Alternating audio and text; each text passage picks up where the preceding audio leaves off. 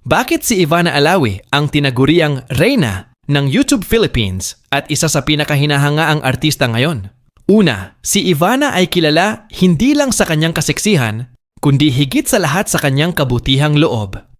Madalas siyang namimigay ng tulong sa mga taong nangangailangan, mula sa simpleng ayuda hanggang sa malaking charity works na siya mismo ang gumagastos. Pangalawa, sa YouTube, ilang beses nang nag-trending ang kanyang mga vlog dahil sa kanyang pagiging totoo at makulit na personalidad. Umabot na sa milyon-milyong views ang kanyang mga videos at patuloy pa ring lumalaki ang kanyang community.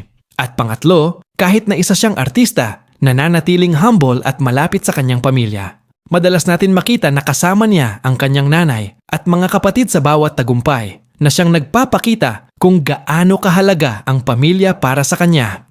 Kaya naman hindi nakapagtataka na si Ivana Alawi ay hindi lang isang artista at vlogger, kundi isang inspirasyon na patuloy na nagbibigay saya at tulong sa maraming Pilipino.